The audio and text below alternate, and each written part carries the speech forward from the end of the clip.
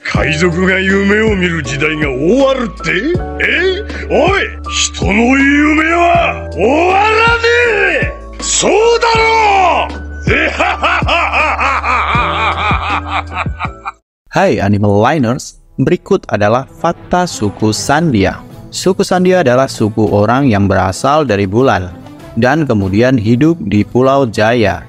Mereka saat ini tinggal di Skypia.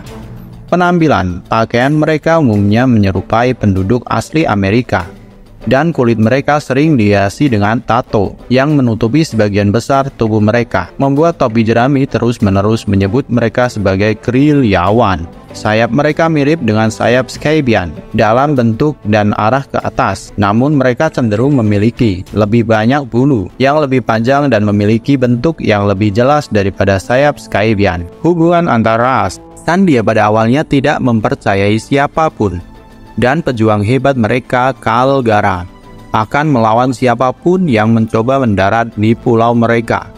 Namun setelah bertemu Mont Black Noland, mereka membuat pengecualian dan memutuskan Noland dan anak buahnya bisa kembali. Ketika mereka ditembak ke langit, mereka segera menemukan diri mereka sebagai musuh Skypian dan memasuki konflik paling mematikan selama berabad-abad untuk tanah air mereka. Perang yang awalnya mereka kalahkan, mereka menjadi tidak percaya setelah ini dan anggota tertentu akan menyerang siapapun dari Blue Sea yang berusaha mencapai Pulau Langit.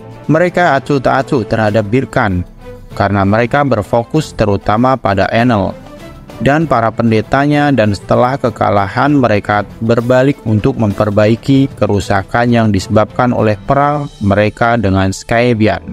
Kekuatan keseluruhan. Sandia adalah ras yang sangat berdedikasi, yang pemujaan dan tekadnya telah menahan rakyatnya melewati masa-masa terberat. Mereka adalah pejuang terampil yang sering bertarung dengan sengit dan setia pada suku mereka. Meskipun 400 tahun telah berlalu, mereka tidak pernah melupakan tujuan mereka untuk merebut kembali tanah air mereka dari Skypian dan terus berjuang bahkan ketika tidak ada harapan. Dari anggota suku yang ditampilkan, hanya Aisyah yang menunjukkan tanda-tanda mantra.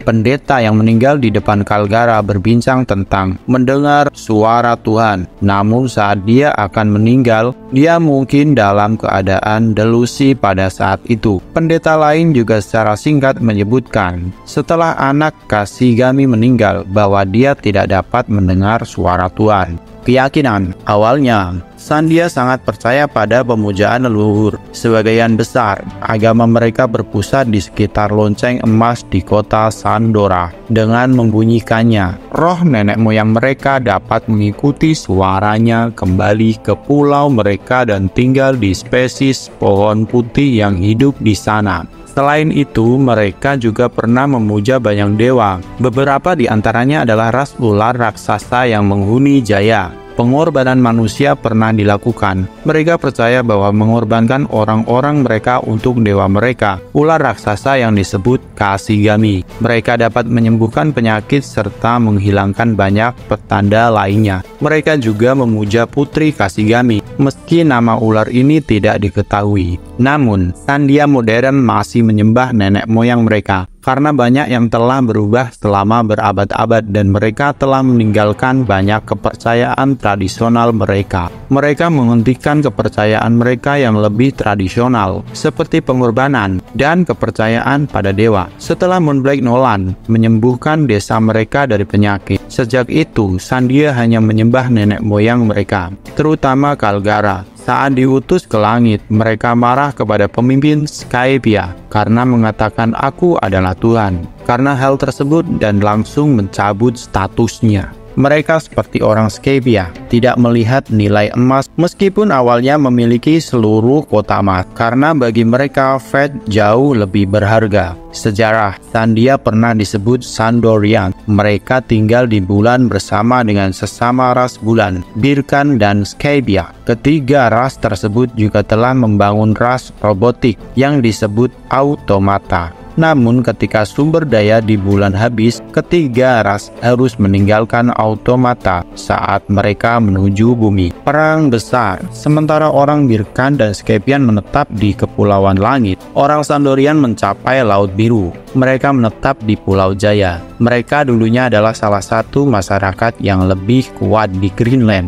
Tetapi kota Sandora mereka diserang selama abad kekosongan oleh 20 kerajaan. Kerajaan mereka jatuh dan hanya suku kecil yang tersisa. Meskipun Sandorian menghilang, mereka meninggalkan warisan keturunan mereka, termasuk reruntuhan kota emas Sandora dan lonceng Belfry emas Sandorian. Ini juga salah satu dari 2 poneglyph berisi detail Poseidon yang telah mereka jaga dengan nyawa mereka selama beberapa generasi. Nolan. Sejak itu Sandia telah membuat tugas mereka untuk menjaga Sandora, lonceng emas dan poneglyph lainnya, membunuh semua penyusup. Namun, 400 tahun setelah kehancuran Sandora dan 400 tahun sebelum garis waktu saat ini, suku tersebut terjangkit penyakit yang perlahan membunuh rakyatnya dengan harapan menyelamatkan suku dan atas kata-kata pendeta yang sekarat. Prajurit Sandora Kalgara berusaha untuk mengorbankan putrinya Mose kepada dewa mereka Kashigami. Namun Montblack Nolan, seorang penjelajah, menyelamatkan Mose dan membunuh Kashigami, menyebabkan kemarahan langsung. Terlepas dari penolakannya, Nolan berhasil meyakinkan Kalgara bahwa dia memiliki obat penyakit tersebut. Kalgara membunuh putri Kashigami, melakukan apa yang dia yakini sebagai penistaan, dan mempercayai penjelajah tersebut. Nolan menyembuhkan orang sakit di desa. Tetapi ketika Sandia mengetahui bahwa Nolan telah menebang pohon yang mereka yakini sebagai rumah nenek moyang mereka, mereka mengusir kru Nolan dari pulau itu. Namun mereka kemudian mengetahui bahwa pohon tersebut adalah penyebab penyakit dan memaafkan Nolan. Mereka kemudian membunyikan lonceng emas mereka setiap hari untuk membawa Nolan kembali ke pulau itu suatu hari nanti. Memasuki langit. 5 tahun kemudian, karena knock upstream, sebagian besar pulau, termasuk area tempat tinggal semua orang, dikirim terbang ke langit, mendarat di Laut Putih. Jaya jatuh ke pohon kacang raksasa yang berada tepat di bawah lonceng emas, menyebabkannya berbunyi. Mendengar bel tersebut, penduduk Skypia menyerbu pulau tersebut karena tanahnya dianggap suci. Tanah itu diambil alih oleh Skypia yang menyebutnya Upper Yard, memaksa Sandia keluar. Sejak itu Sandia dan Skypian terus berperang untuk menguasai Upper Yard. Kebangkitan Enel. 394 tahun setelah perang, Enel menghancurkan kampung halamannya di Birka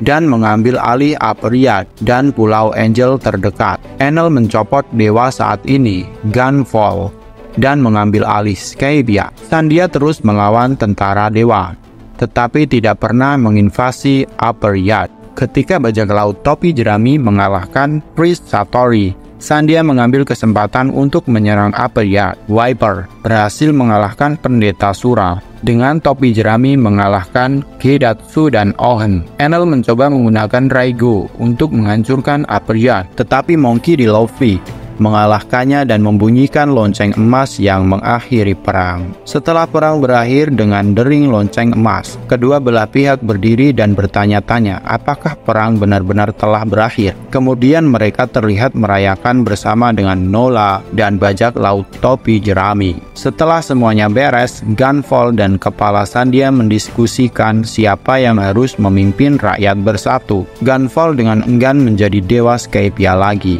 Bagaimana menurut kalian? Tulis di kolom komentar.